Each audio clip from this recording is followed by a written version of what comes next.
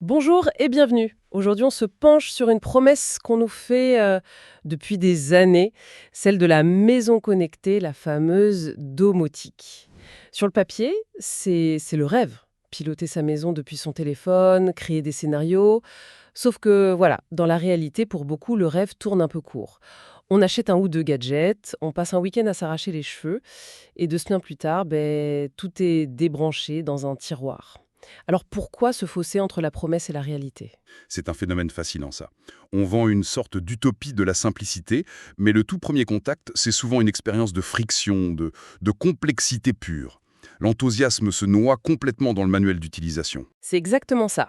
Et justement, pour explorer cette friction, on a mis la main sur des documents d'une entreprise française, Konix. Eux, ils ont fait de la domotique simple leur cheval de bataille. Et ce qui est passionnant, c'est pas de lire leur pub, mais de lire entre les lignes. Leurs arguments de vente, en fait, c'est un miroir parfait des angoisses et des échecs des débutants. Notre mission, du coup, décortiquer leur discours pour comprendre les pièges, à la fois psychologiques et techniques de la domotique et les stratégies qu'ils mettent en place pour nous faire enfin sauter le pas. Ah oui, l'angle est parfait. On ne va pas faire un test produit, mais vraiment une analyse de discours. Ces documents, c'est une sorte de cartographie des frustrations. Chaque argument est une réponse à une peur, à une objection silencieuse du consommateur. Donc la question de fond, c'est quels sont ces murs sur lesquels les bonnes volontés se brisent et comment est-ce qu'une communication bien pensée essaie de les démolir brique par brique? Commençons par le premier mur, et c'est le plus brutal. Le premier document qu'on a est très direct. Il liste ce qu'il appelle les 3 erreurs fatales. C'est un peu théâtral comme terme, mais au moins c'est clair. Et la première, c'est le grand classique, le piège du pont ou du hub. On est un peu tous tombés dedans un jour ou l'autre, non? Ah, le fameux boîtier blanc mystérieux qu'on n'avait pas vu venir. C'est ça. Le scénario, il est universel. On craque pour une ampoule connectée à un prix défiant toute concurrence. On rentre chez soi, super fier, on déballe, et là, on découvre une toute petite ligne dans la notice. Il faut un boîtier supplémentaire, ce fameux pont, vendu séparément à, disons, 50 euros. C'est comme acheter une console de jeu et se rendre compte qu'il n'y a pas de manette dans la boîte. La déception est instantanée. Et c'est même plus qu'une déception, c'est une barrière. Et elle n'est pas que financière, c'est une barrière psychologique. Ça rajoute une étape, un appareil de plus à brancher, une complexité qui n'était pas prévue. Mais surtout, et c'est là que la stratégie se révèle, ce pont est un outil de verrouillage commercial. C'est ce qu'on appelle le vendor lock-in. C'est-à-dire que Une fois qu'on a le pont d'une marque, on est prisonnier de son écosystème. Exactement. Pour rentabiliser ces 50 euros, on va se sentir obligé d'acheter uniquement les produits compatibles de cette marque, même s'ils sont plus chers ou moins performants que ceux de la concurrence. C'est une stratégie qu'on retrouve partout en fait. Le rasoir et ses lames spécifiques, l'imprimante et ses cartouches, la domotique. En vendant son premier pont, elle ne vend pas un boîtier, elle vend une adhésion forcée à un club. Et la décision qui nous semblait la moins chère au début est en fait celle qui va nous coûter le plus cher sur le long terme. La solution que propose la source est donc radicale de simplicité, des produits qui se connectent directement au Wi-Fi, pas de boîte surprise, pas de frais cachés, c'est un argument de transparence. C'est le cœur de leur proposition de valeur. Ils éliminent la friction de départ. Mais, il faut être honnête, cette simplicité a aussi son revers. C'est un compromis. Avoir, disons, 20 ou 30 appareils connectés directement sur son réseau Wi-Fi domestique peut, à terme, le saturer. Ça peut créer d'autres problèmes. Un hub dédié, lui, crée un réseau parallèle qui est optimisé pour ça. Donc, la simplicité immédiate peut parfois cacher une complexité future. C'est intéressant ça. Donc le choix, c'est entre une complexité tout de suite avec le hub ou une potentielle complexité plus tard avec le Wi-Fi. Mais bon, pour un débutant, le choix est vite fait. On a réussi à brancher notre première ampoule sans se ruiner, on est contente. On en achète une deuxième, d'une autre marque parce qu'elle était en promo. Et là, un nouveau cauchemar commence. Un cauchemar qui se déroule cette fois sur l'écran de notre téléphone. Exactement, c'est la deuxième erreur fatale. La surcharge d'applications. On se retrouve avec l'appli Bleu Lumière pour les ampoules, l'appli Smart Prise pour la cafetière et Thermotop pour le radiateur. Le téléphone devient une télécommande universelle, mais avec 50 boutons qui ne se parlent pas entre eux. La promesse de simplification de la vie, elle s'inverse complètement. On touche au paradoxe de ce que j'appelle la fausse domotique. On a une collection d'objets connectés, mais on n'a pas une maison intelligente. C'est une juxtaposition de solitude technologique, en fait. La vraie magie de la domotique, ce n'est pas de pouvoir allumer une lampe depuis son canapé. Ça, c'est un gadget. La vraie promesse, c'est l'intégration. C'est l'automatisation.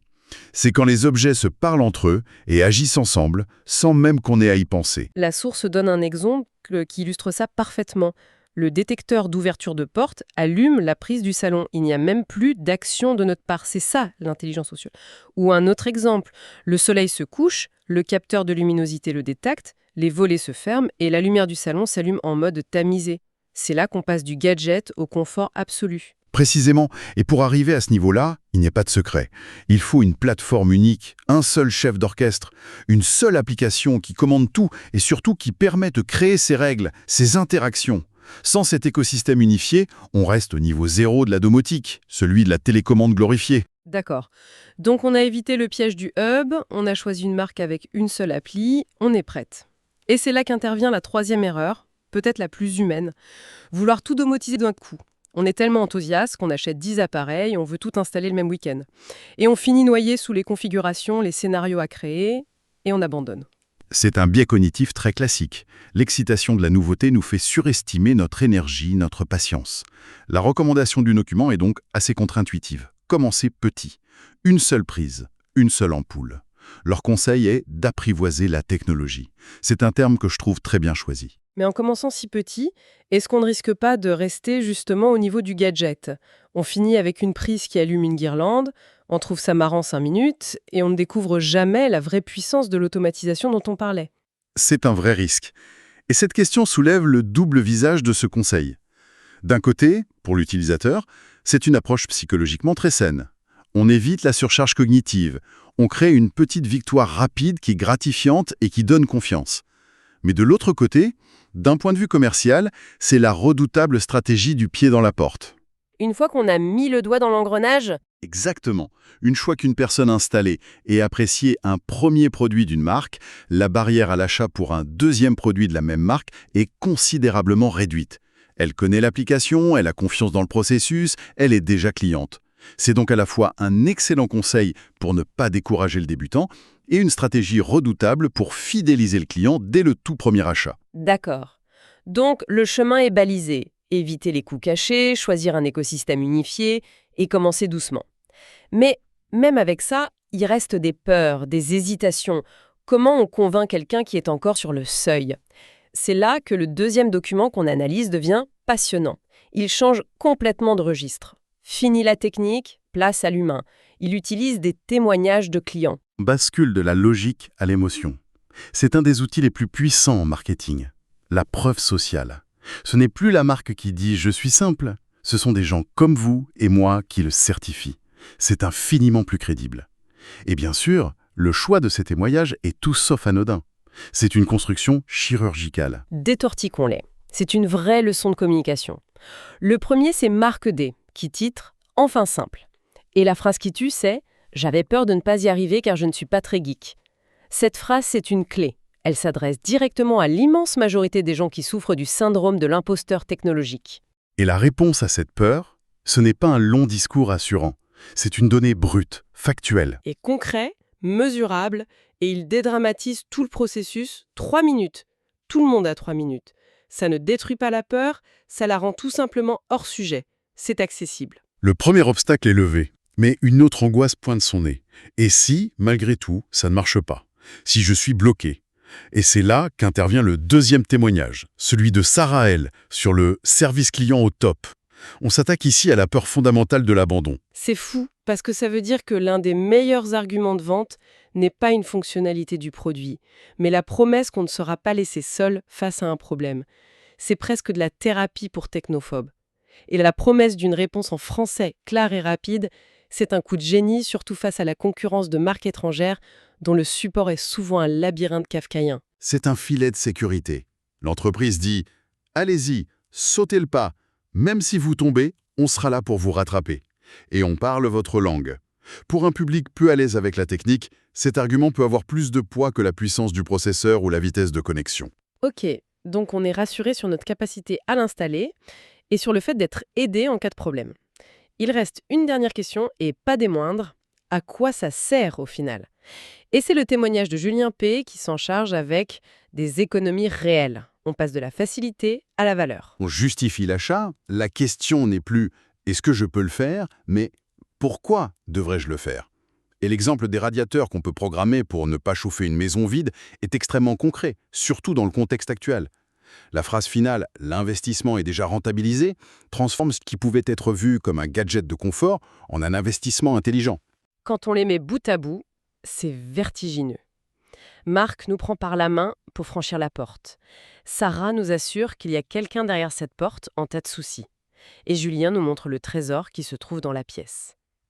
C'est un parcours client parfait qui désamorce chaque objection l'une après l'autre. C'est un récit complet et incroyablement efficace. L'installation, c'est le passé. Le support, c'est le présent. Et les économies, c'est le futur. La communication est structurée pour construire la confiance à chaque étape. C'est très habile. En résumé, ce que cette analyse nous apprend, c'est que la bataille de la domotique, elle ne se gagne peut-être plus sur le terrain de la technologie pure, mais sur celui de la psychologie et de la pédagogie. Il ne suffit pas de créer un produit puissant, il faut construire tout un discours autour pour le rendre accessible et désirable. C'est toute la différence entre l'invention et l'innovation. L'innovation, c'est l'invention qui rencontre son public. Et pour ça, il faut comprendre les freins humains. La meilleure technologie du monde est inutile si personne n'ose s'en servir. Et les clés du succès d'après cette approche sont donc une simplicité radicale, une stratégie d'adoption progressive pour ne pas décourager, et une communication qui apaise les trois grandes peurs. La peur de la complexité, la peur de l'abandon et la peur de l'inutilité. D'où leur mise en avant de la prise connectée Prisca Max 3 comme le point d'entrée idéal. C'est le couteau suisse qui a ce pouvoir presque magique de transformer un vieil appareil en objet intelligent. Et cette idée de transformer un vieil appareil, ça nous amène à une dernière réflexion, une question pour l'avenir. L'approche qu'on vient de décrire, celle de la prise intelligente, est une approche d'augmentation. On ne remplace pas, on augmente les capacités d'objets existants. Une vieille lampe, une cafetière classique, un radiateur électrique basique. C'est une voie douce, incrémentale. Moins intimidante et surtout beaucoup moins chère que de tout changer. Tout à fait. Et la question qu'on peut se poser, c'est la suivante. Cette voie de la domotique simple, par augmentation, est-ce que c'est juste une étape de transition ou est-ce que ça représente l'avenir durable de la maison connectée? Autrement dit, est-ce que le futur de nos maisons, c'est de continuer à brancher des adaptateurs intelligents sur nos vieux appareils ou bien de remplacer progressivement tous ces appareils par des modèles nativement connectés conçus dès le départ pour communiquer entre eux? Cette simplicité, qui est aujourd'hui un argument de vente décisif, est-ce que c'est le but final ou simplement la porte d'entrée qui nous habitue à une complexité et une intégration beaucoup plus grandes que nous finirons par réclamer demain?